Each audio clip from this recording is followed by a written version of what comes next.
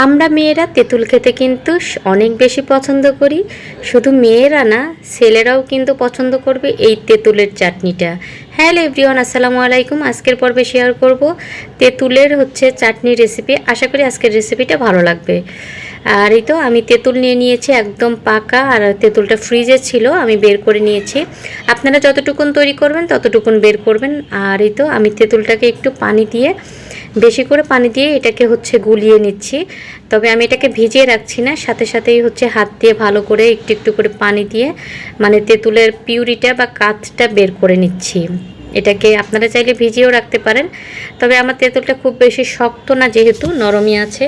পানি দিয়ে এরকম একটু নাড়াচাড়া করলেই দেখা যাচ্ছে যে কাঠটা বের হয়ে যাচ্ছে। তো আমি পুরো কাঠটা বের করে আমি এটাকে সেঁকে নিচ্ছি। আর একটা জালের সাহায্যে যেরকম আমি সেঁকে নিয়েছি, দেখুন অনেকটা বিচি আবার প্লাস অনেক কিছু বের হয়েছে, সেগুলো ফেলে দিয়েছি। আর এই যে এতটা হয়েছে আমার তেঁতুলের কাঠ। এখন এটাকে আমি আচার তৈরি করে নিব বা চাটনি তৈরি করে নিব আর কি। একটা কড়াই নিয়ে নিয়েছি, আগে একটা শুকনো মশলা গুঁড়ো করে নেব। এর জন্য আমি এখানে 4টা শুকনো মরিচ নিচ্ছি, আর নিচ্ছি হাফ টিস্পুন থেকে একটু কম পরিমাণে মৌরি, আর দিচ্ছি সামান্য পরিমাণ হাফ টিস্পুন মতো পাঁচফোড়ন। এটাকে অল্প জালে খুব ভালো করে ভেজে ঠান্ডা করে গুঁড়ো করে নিতে হবে। যেহেতু আমি অল্প করে বানাচ্ছি, এ কারণে মশলাগুলো অল্প দিচ্ছি। আর এই তো মশলাগুলো আমি নামিয়ে ঠান্ডা করে ওটা বেটে নিব পাটাতে। আর এখন দিয়ে দিলাম বেশ খানিকটা, প্রায় হাফ কাপের থেকে একটু বেশি পরিমাণ তেল। তার তেলটা একটু গরম হয়ে আসলে এর মধ্যে আমি দিয়ে দিলাম পাঁচফোড়ন, হাফ টিস্পুন থেকেও একটু কম পরিমাণে। আর আপনারা চাইলে তেল ছাড়াও কিন্তু এই চাটনিটা তৈরি করতে পারেন, তবে তেল দিয়ে যদি তৈরি করেন তাহলে অনেক দিন ভালো থাকবে। আর এই তো তেলটা কিন্তু টোটালি অপশনাল, আপনারা তেল ছাড়াও তৈরি করতে পারেন। তবে দীর্ঘদিন যদি এটা বাইরে রেখে খেতে চান তাহলে তেল ব্যবহার করবেন, সরিষার তেলটা। এরপরে আমি দিয়ে দিলাম তেঁতুলের কাঠটা দিয়ে, চুলার জালটা কিন্তু আমি মিডিয়াম করে রেখেছি। এরপরে এর মধ্যে দিয়ে দিলাম চিনি। মিষ্টিটা আপনারা আপনাদের পছন্দ অনুযায়ী কমিয়ে বাড়িয়ে অ্যাড করে নেবেন। কিছুক্ষণ জাল করার পরে দেখবেন যে এটা এরকম চাটনিটা প্রায় ঘন হয়ে আসতে শুরু করবে। সে পর্যায়ে এর মধ্যে দিয়ে দিতে হবে ওই যে আগে থেকে যে আমরা মশলাটা ভেজে রেখেছিলাম, সে গুঁড়ো করে সেটা দিয়ে দিলাম। দেওয়ার পরে আর ঝালের ব্যাপারে বলছি, ঝালটা আপনারা আপনাদের পছন্দ অনুযায়ী কমিয়ে বাড়িয়ে অ্যাড করে নেবেন।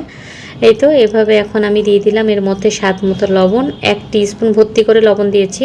দিয়ে দিলাম 1 চা চামচ পরিমাণ জিরা গুঁড়ো। আর এই তো এভাবে একটা একটা করে মশলা দিচ্ছি, আর আমি কিন্তু এটাকে নেড়ে চেড়ে নিচ্ছি। আর ঘনত্বটা ওই যে আপনারা তেঁতুলের চাটনি বাজার থেকে কিনে খান, প্রাণ তেঁতুলের চাটনি, সেরকম রাখবেন ঘনত্বটা।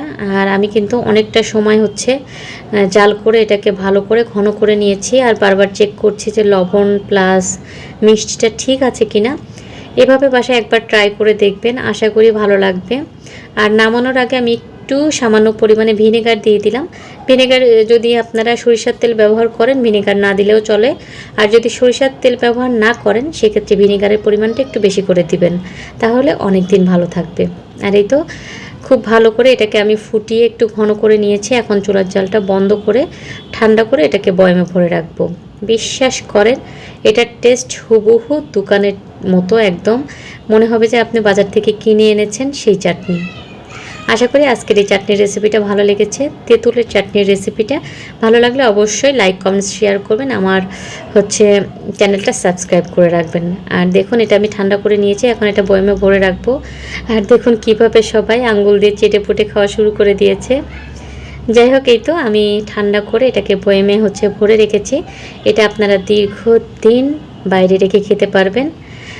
আর এই তো আজকে পর্যন্ত তেঁতুলের চাটনিটা কেমন হলো অবশ্যই আমাকে কমেন্টস করে জানাবেন। আল্লাহ হাফেজ।